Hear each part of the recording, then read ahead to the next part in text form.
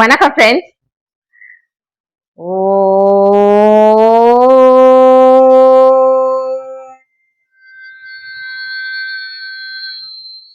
நம சிவாய. ஃப்ரெண்ட்ஸ், இன்னைக்கு பத்ரகாளி அம்மனை பத்தி நாம தெரிஞ்சுக்க போறோம். அதுவும் எந்த இடத்துல இருக்க பத்ரகாளி அம்மன்னா, மேச்சேரி அப்படிங்கிற ஊர்ல இருக்கக்கூடிய பத்ரகாளி அம்மன் அருளை பற்றியும் அவங்க வாரி வழங்குறத பத்தியும் நாம தெரிஞ்சுக்க போறோம் ஃப்ரெண்ட்ஸ். ஆமா, சேலம் மாவட்டம் மேட்டூர்ல இருந்து 20 கிலோமீட்டர் தொலைவில் இருக்கக்கூடிய பத்ரகாளி அம்மனை இப்ப நாம தரிசிக்க போறோம். பத்ரகாளி அம்மன் அப்படின்னாலே ஒரு பயமான, அந்த அசுரனை வீழ்த்துறதுக்காக அவ்வளவு கோபத்தோடு இருக்கக்கூடிய அம்மனை தான் நம்ம பார்த்திருப்போம். இங்கேயும் அதே போல கோலத்துல இருந்தாலும் கண்கள்ல ஒரு தீட்சணி, அன்பான பார்வை, கனிவான பார்வை, அப்படியே அந்த பவளவாய் உதட்டுல சிரிப்பு, புன் சிரிப்பு. உங்களை எல்லாம் காக்கிறதுக்காக தான் நான் இங்க இருக்கேன்.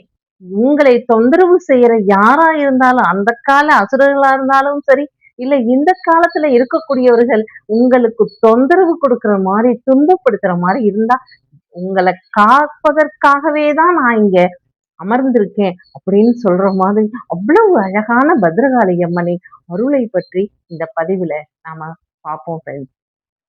அதற்கு முன்னால நீங்க ஜெயகௌரி ஜோதிடாலயம் சேனலை முதன் முறையா பாக்குறவங்களா இருந்தா சப்ஸ்கிரைப் பண்ணுங்க, அப்படியே பெல் ஐகானை கிளிக் பண்ணுங்க, லைக் பண்ணுங்க, ஷேர் பண்ணுங்க ஃப்ரெண்ட்ஸ்.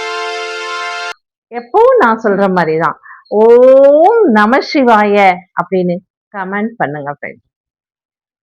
வாங்க ஃப்ரெண்ட்ஸ், அம்மனை சென்று தரிசிப்போம்.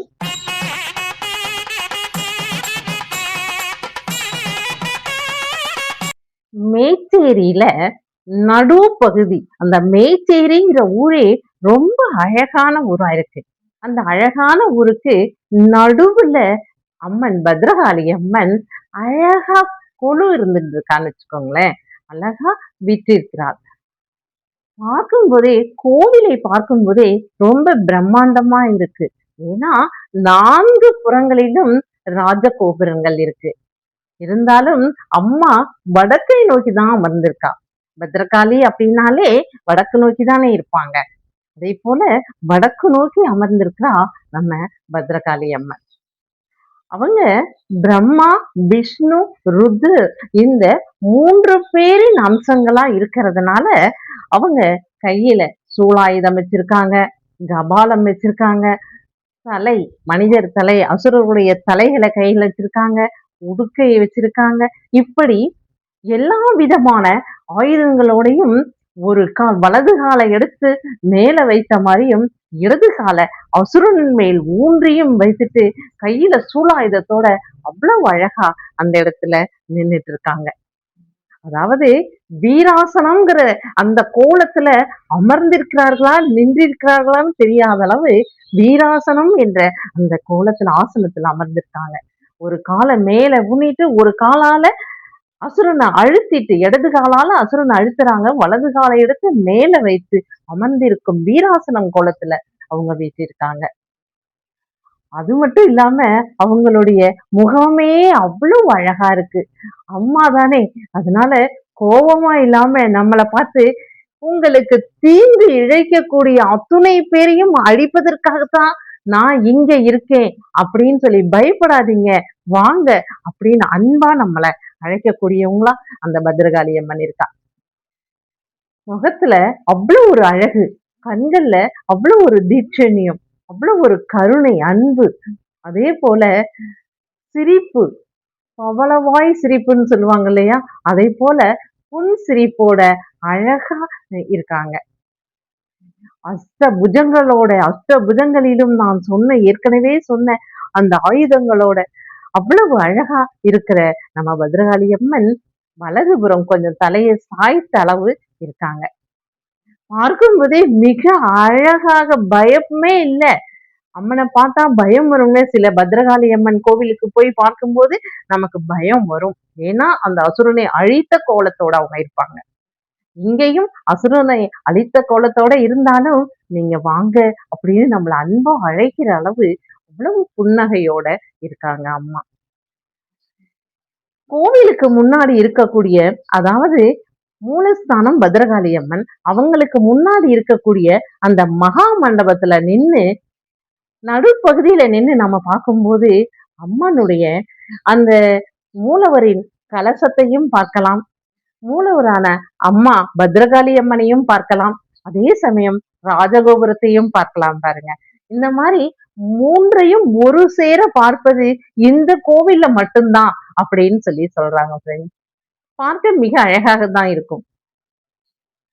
இந்த கோவில்ல காலையில இருந்து இரவு வரை பக்தர்கள் வந்து கொண்டே இருக்காங்க. அதுவும் 4 மணி 4:30 மணிக்கு விடியற் காலை அதிகாலையில கோவில் நடை திறக்கும்போது சித்தர்கள் வந்து இங்க பூஜை பண்ணிக்கிட்டு இருக்கிறதாகவும், கோவிலை சுற்றி வலம் வருவதாகவும் இங்கு நம்பப்படுது.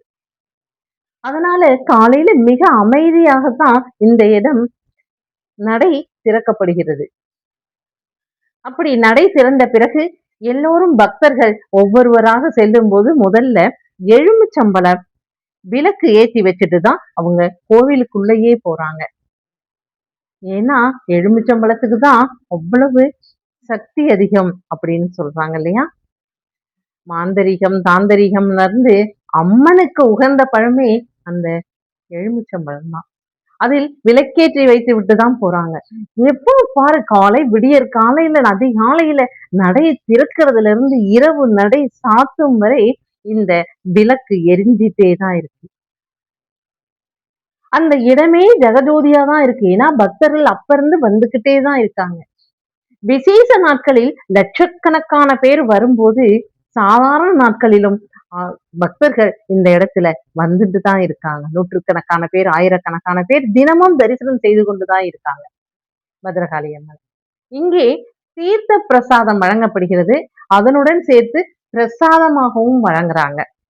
எப்படி அப்படின்னா, குழந்தை இல்ல அப்படின்னு சொல்லி நம்ம வேண்டிக்கிறோம்னு வச்சுக்கோங்களேன். குழந்தை பேர் வேணும், குழந்தை பாக்கியம் வேணுங்கிறவங்களுக்கு இங்க தீர்த்த பிரசாதத்தோட சேர்த்து அவர்கள் நைவேத்திய பிரசாதத்தையும் கொடுக்குறாங்க. என்ன வேண்டுதலோ அதற்கு தகுந்த மாதிரி கோவில்ல இருந்து நமக்கு பிரசாதம் கிடைக்குது. அந்த தீர்த்த பிரசாதத்தையும் சரி, நைவேத்தியத்தையும் சரி சாப்பிடுறவங்களுக்கு கணவன், மனைவி இருவரும் தம்பதியரா போகணும்.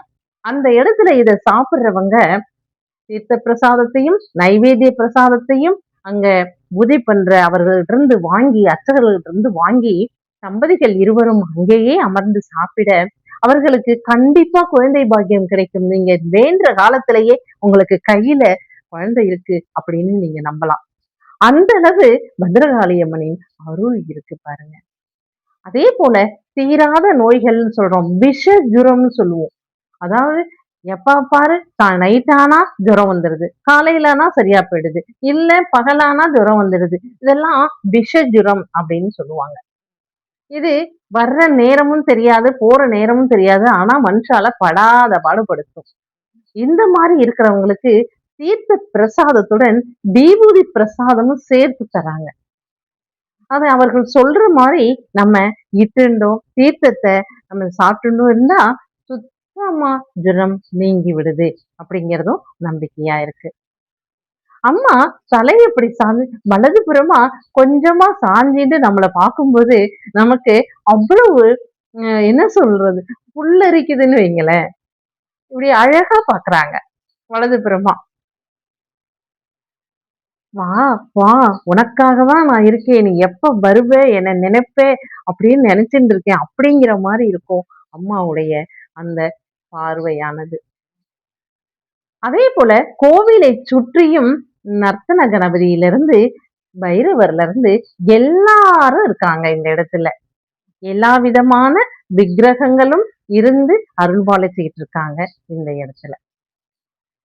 எப்பவுமே இந்த கோவில் நல்ல பக்தர்களின் கூட்டத்தோடையே இருந்துகிட்டு இருக்கு. அதுவும் அமாவாசை தினங்களில் நடு இரவுல பால், தயிர், இளநீர் இது போன்ற பொருட்களாலும் வாசனாதி திரவியங்களாலும் அபிஷேகம் செய்யப்படுறாங்க. அபிஷேகம் செய்யப்பட்டு, அலங்காரம் செய்யப்பட்டு, விடியற் காலையில 4 மணிக்கு நடை திறந்துருவாங்க. அலங்காரத்துடன் அவங்கள பத்ரகாளி அம்மனை நாம தரிசிக்கும்போது, நமக்கு அப்படி ஒரு உணர்வு கிடைக்கும். நம்ம அம்மா மடியில இருக்கோம். இனி நமக்கு எந்த கவலையும் இல்ல. அப்படிங்கிற அந்த திருப்தியே கிடைக்கும் பாருங்க. அப்படி காலை 4 மணியிலிருந்து இரவு நடை சாத்தும் வரைக்கும் பக்தர்கள் கூட்டம் அமாவாசை தினங்களில் மிக அதிகமாக இருக்கும். இதுவும் ஆடி அமாவாசை அன்று லட்சக்கணக்கான பேர் வந்து தரிசனம் செய்து செல்கிறார்கள். சேலம் மாவட்டம் மட்டும் இல்லைங்க. தமிழ்நாட்டில் உள்ள எல்லா இடங்களிலும் வராங்க. அதே போல அடுத்த மாநிலங்களில் இருந்தும் இங்க வந்து தரிசனத்திற்காக வராங்க. அதே போல கால சர்ப்ப யோகம்னு சொல்லுவோம். கால சர்ப்ப தோஷம்னு சொல்லுவோம். அப்படி கால சர்ப்ப தோஷம் உள்ளவர்கள், ராகு கேது தோஷம் உள்ளவர்கள், அதே போல இப்ப நடக்கக்கூடிய திசையினாலும் இல்ல புத்தியினாலும் ஏற்படக்கூடிய சங்கடங்களை தீர்க்கணும்னா இந்த பத்ரகாளி அம்மன் மேச்சேரி பத்ரகாளி அம்மன் கோவிலுக்கு வந்து ஞாயிற்றுக்கிழமை 4:30 to 6 இருக்கு இல்லையா? அந்த ராகு காலத்துல இங்க எலுமிச்சம்பழம் விளக்கேத்தி சுவாமிய வேண்டி வழிபடுறாங்க. அதே போல செவ்வாய்க்கிழமை வரக்கூடிய ராகு காலத்திலும் அதே போல வேண்டி வழிபடுகிறார்கள். எலுமிச்சம்பழ விளக்கு ரொம்ப முக்கியமா இருக்கு கோவில்ல. எல்லா அம்மன் கோயில்களும் இதுதானே முக்கியம் அப்படின்னா கூட இந்த இடத்துல இது ரொம்ப அதிகமா பண்ணிக்கிட்டு இருக்காங்க வேண்டுதலுக்காக. அதோட இல்லாம 27 எலுமிச்சம்பழ மாலை அவங்க அம்மனுக்கு சாத்தும் போது வேண்டுதல் என்ன இருக்கோ அத்தனையுமே கண்ணு முன்னாலேயே கரைஞ்சு போயிடும். கஷ்டங்கள் எல்லாம் கரைஞ்சு போயிடும். அதே சமயம் நீங்க நல்லவையான வேண்டுதல்கள் அத்தனையுமே இந்த இடத்துல ஜெயிச்சு வளரும். உங்கள் மகனுக்கு திருமணம் ஆகணுமா? மகளுக்கு திருமணம் ஆகணுமா? இதே வேண்டுதல் தான். எலுமிச்சம்பழ மாலை சாற்றி அங்கு இருக்கும் அர்ச்சகரிடம் கேட்டு அவங்க என்ன சொல்றாங்களோ அதன்படி செய்தாலே போரும். திருமணம் கைகூடும். வேண்டுதல்கள் அத்தனையுமே நிறைவேற்றப்படும். உங்களுக்கு இருக்கிற கஷ்டங்கள் அத்தனையும் கரைஞ்சு போயிடும். அப்படிப்பட்ட பத்ரகாளி அம்மனை நாம எப்போ தரிசிக்க போறோம் அப்படின்னு சொல்லி உங்களுக்கு தோணுதா? கூடிய சீக்கிரமே பத்ரகாளி அம்மனே நீங்க இங்க வாங்கோ அப்படின்னு நமக்கு உத்தரவு கொடுப்பா. ஏன்னா இந்த இடத்துக்கு போனோம்னா நாம எந்த விதமான சிரமமும் பட வேண்டியதில்லை. நம்ம ஒவ்வொரு கோவிலுக்கு போகும்போது அங்க நமக்கு பார்க்கிங் வசதி இருக்காது. இல்ல வேறு சில அசௌகரியங்கள்லாம் இருக்கும். இங்க பத்ரகாளி அம்மன் கோவில்ல அப்படியெல்லாம் எதுவுமே இல்ல. பார்க்கிங் வசதியும் இருக்கு. கோவிலும் மிக சுத்தமா இருக்கு. அம்மனுடைய அருளும் அதை விட அதிகமா இருக்கு. அதனால ராகு கேது தோஷங்கள் உள்ளவர்களும் கால சர்ப்ப தோஷம் உள்ளவங்களும் அதே போல தம்பதிகள் ஒற்றுமை இல்லாம இருக்காங்க பாத்தீங்களா? ஒன்னாதான் இருப்பாங்க. ஆனா ஒற்றுமையே இல்லாம அப்படி இருக்கிற அந்த அந்யோன்யம் இருக்கணும் இல்லையா? அந்த தம்பதியர்களும் இங்க வந்து எலுமிச்சம்பழ விளக்கேற்றி நீங்க வழிபட்டீங்கன்னா உங்களை சேர்த்து வைப்பா. தோஷங்கள் அத்தனையும் நீக்கி உங்களை சந்தோஷமா வைக்கக்கூடிய பத்ரகாளி அம்மனை நம்ம தரிசிப்போம் வாங்க. மேச்சேரியில் உள்ள பத்ரகாளி அம்மனை நாம தரிசிப்போம். ஓகே ஃப்ரெண்ட்ஸ், அடுத்த பதிவுல நம்ம சந்திப்போம். பாய்.